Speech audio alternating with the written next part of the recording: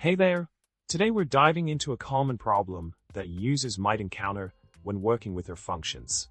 The issue at hand relates to using the argument formula explicitly in t.test and Wilcox.test. It seems that this problem persists in various R versions, causing unexpected errors during analysis. The quirky behavior of these functions can be quite frustrating for users trying to conduct statistical tests accurately.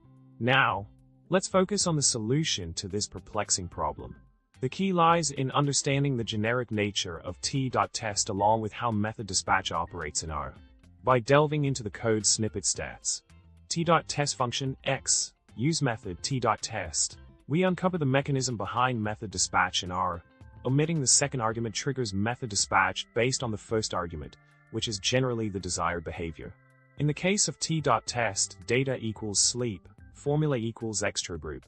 The function gets confused as it expects an argument named x, but receives a data frame instead.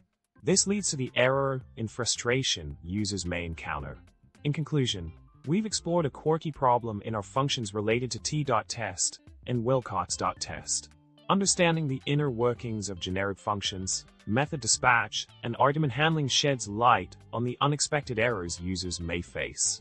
By grasping the nuances of these functions, users can navigate through these challenges more effectively. Remember to subscribe, like, and leave a witty comment below. Happy coding!